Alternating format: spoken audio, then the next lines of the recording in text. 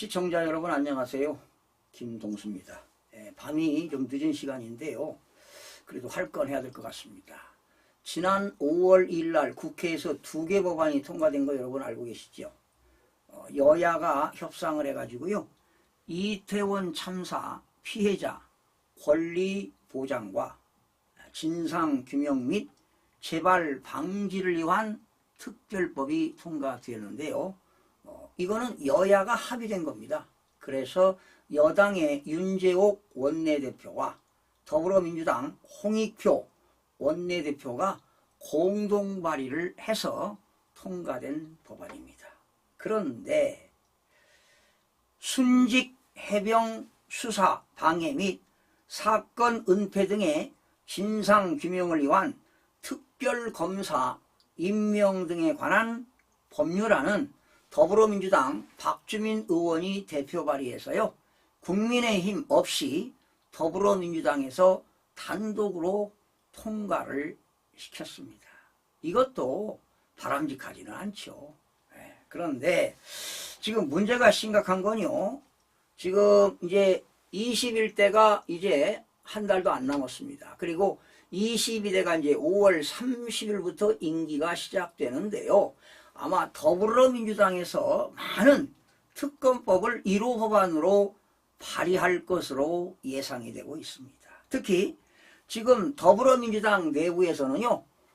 조국 사건에 대한 특별검사 도입 주장이 나와서 논란이 제기되고 있습니다.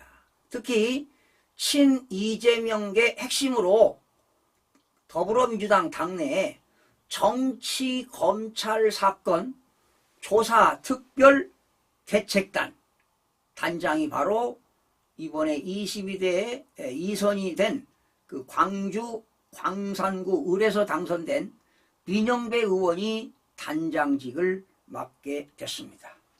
그래서 최근 22대 국회가 5월 30일 개원하자마자 조국 사건 특검을 할 것이라고 밝혔습니다.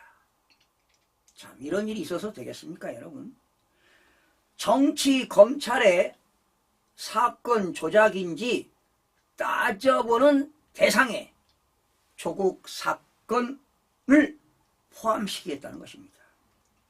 바로 어불성실이 아니고 뭐겠습니까 여러분?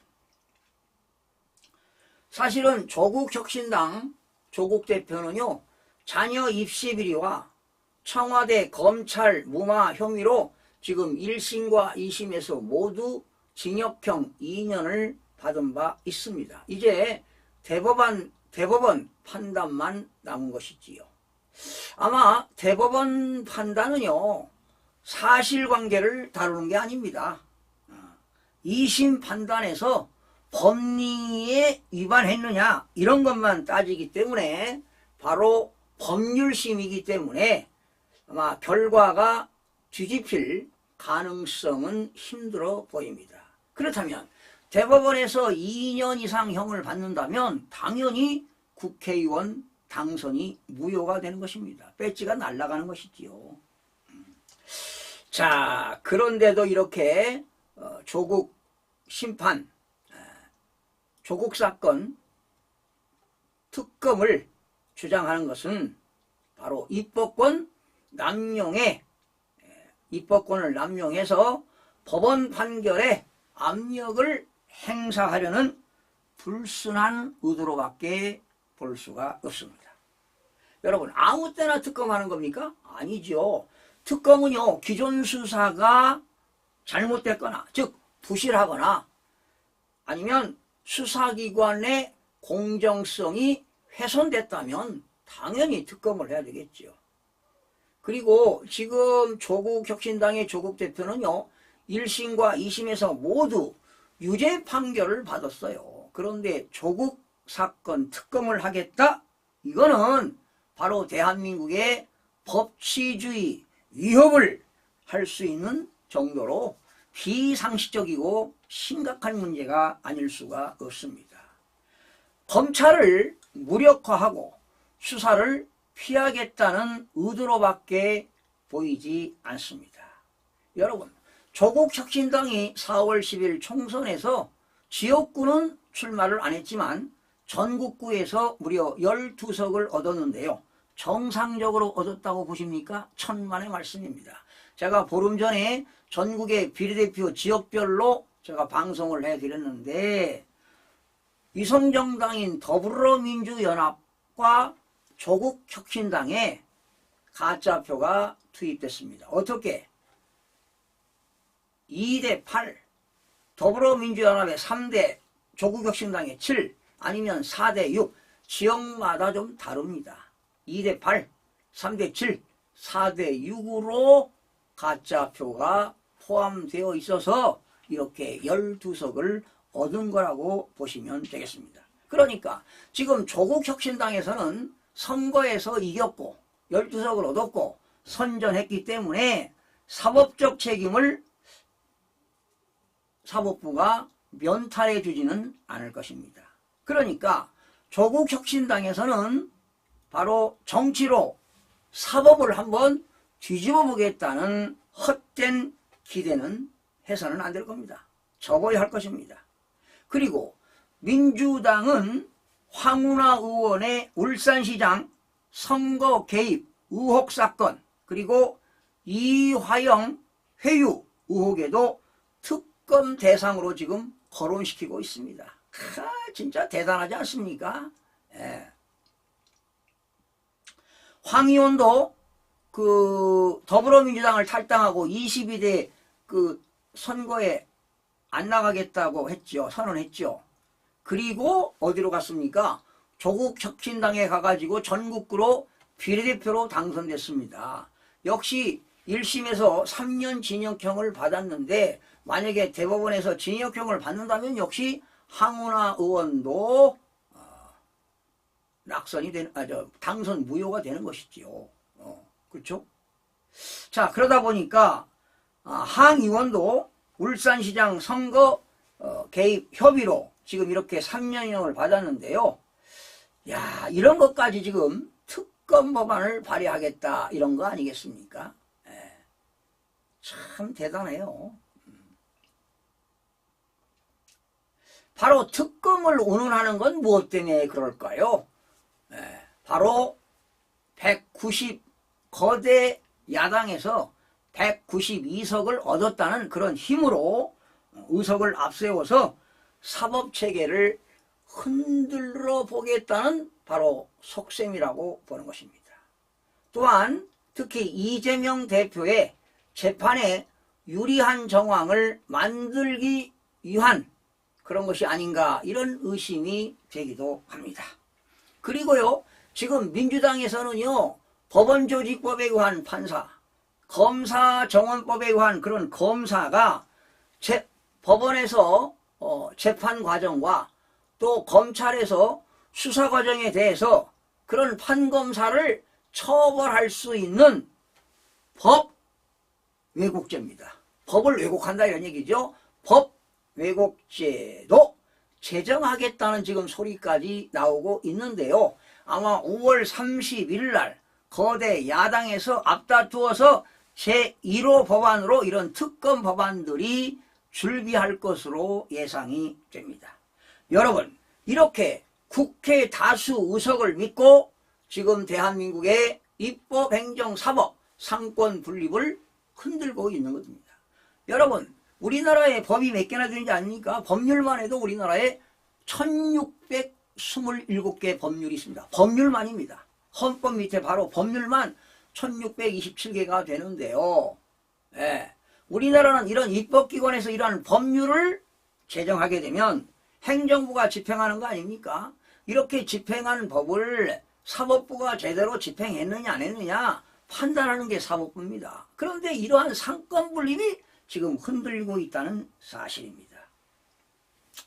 민주당은 과거에요, 17대 총선 그리고 지난 21대 총선에서 두 차례나 과반 의석을 차지하고도 다음 대선에서 패배한 경험이 있습니다.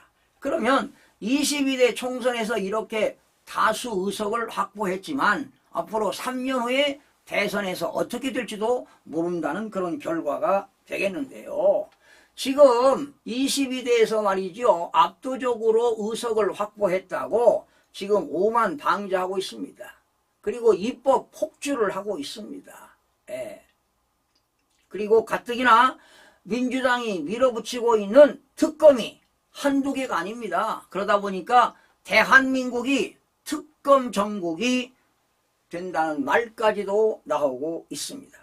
만약에 민주당에서 22대 시작과 아울러 이렇게 특검 법안을 발의한다면 이러한 무리수가 계속 거듭되고 거듭이 된다면 또다시 국민들로부터 역풍을 맞을 수도 있다는 것을 기억하시기 바랍니다. 그러니 사실은 정치가 잘 되어야 경제가 원활하게 돌아가는데요. 이런 정치권이 말이죠. 예, 매일같이 이렇게 서로 헐뜯고 있으니 국가가 제대로 돌아가겠습니까? 그리고 지금 더불어민주당은 사당화되어 있는 것 같아요. 이재명 대표의 그런 어떤 더불어민주당이 어떤 다양성이 없어지고 말이죠. 사당화가 되는 것 같아요. 민주정치의 기본이 뭡니까? 다양성 아닙니까? 다양성. 그런데 지금 민주당은 다양성은커녕 친명획일화가 되고 있는 것 같습니다. 지금 민주당에서 단독으로 박찬대 의원이 원내대표 되지 않았습니까? 그리고 원내수석 부대표들은 누가 됐습니까? 친명계인 박성준 의원과 김용민 원내수석 부대표가 맞지 않았습니까? 그래서 여당과 야당의 원내대표가 해결이 안 됐을 때는 부대표들이 서로 나서서 말이죠. 이런 해결점을 찾고 그런 상황인데 지금 더불어민주당에서 임명된 사람을 보게 되면은 박성준 의원과 김용민 의원, 강성들입니다. 강성들.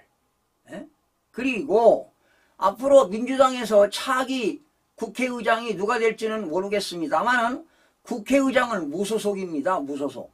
중립을 지켜야 되는데 지금 더불어민주당 차기 국회의장 후보들도 친명 강성입니다. 친이명계입니다. 친이명계. 그러다 보니까 서로 국회의장까지 의기투합해서 입법 독주에 나선다면 대한민국은 22대 시작과 아울러 엄청난 파급 효과를 나올 것으로 이런 예상을 해봅니다. 그러니까 이제 더불어민주당에서 이재명 대표가 당론으로 정한 것은 나를 따라라 이런 얘기 아닙니까? 이런 얘기 아니에요. 이제 거수기 해란 얘기야. 거수기 하란 얘기니까. 거수기 하지 않으면 수박 다루겠다는 거야. 수박으로 보겠다는 거 아닙니까? 참, 야, 이거 대단한 거 아니겠어요? 그러니까 친명계 의중대로 말이죠. 당론이 정해지면 다른 의원들은 상임위원회 본회의에서 거수기 역할만 하라는 것입니다. 이러면 대한민국 발전 없어요. 이게 바로 사회주의, 전체주의로 가는 것 아니겠습니까? 여러분 과거에 말이죠. 얼마 전이잖아요. 민주당에서 소신 밝혔던 의원이 누굽니까? 조응천 의원. 새로운 개혁혁신당에 가서 이번 낙선되셨죠. 금태섭 의원도 마찬가지고 박용진 의원, 김혜영 의원 이런 분들은 아마 이재명 대표가 더 이상 보고 싶지 않을 거라고 생각할 것입니다. 그러니 더불어민주당에 말이죠. 친이명계만 득세하고 소수파들의 정치적 소신을 펼 수가 없어요. 이러면 대한민국이 발전되겠습니까? 다양성이 사라진다는 거 아니에요. 이재명 사당화가 된다는 건 아니겠습니까? 그러면 국회에서 더불어민주당이 힘 자랑만 하고 획일적이고 독선적으로 더불어민주당을 운영한다면 심판받아야지요. 국민들이 심판해야 될 것입니다. 자, 이재명 대표의 강성만 있고 사당화가 되고 다양성이 실종이 된다면 대한자유민주주의 국가에 희망이 없는 것입니다. 그래서 저는 대한민국이 발전하려면요, 진정한 진보 세력이 있어야 돼요. 좌파 세력이 아닙니다. 진보 세력. 그러니까 보수가 되었던 진보가 되었던 여당이 되었던 이 야당 중에서도 192석을 거야 의원이 됐지만 여기에 사당어가 아닌 정말로 국익을 위하고 그런다면은 더불어민주당에서 당론으로 법안을 내도 소신있게 투표를 해야 되는 겁니다. 그래도 4년간 국회의원 임무 수행할 거 아니겠습니까? 그리고 안 하면 되는 것이지요. 정치인판 또 안 하면 되는 겁니다. 여러분, 그동안 많은 의원들이 정치에 입문했다가 내가 있을 곳이 아니구나 하고 재선하지 않고 이제 출마 불선언하고 안 나온 의원들이 얼마나 많습니까? 사실은 그분들이 애국자지요. 국회에 가서 진정 일을 해야 되는데 이렇게 한 사람이 어떤 사당화가 된다는 것은 바람직하지 않고요. 대한민국의 미래가 없는 것입니다. 그래서 제가 22대 출범과 동시에 누가 어떤 법안을 발의하는 건지 꼼꼼하게 살펴서 논평을 하고 국민들에게 널리 알릴 것을 약속드리면서 마치겠습니다. 시청해주신 여러분 고맙습니다.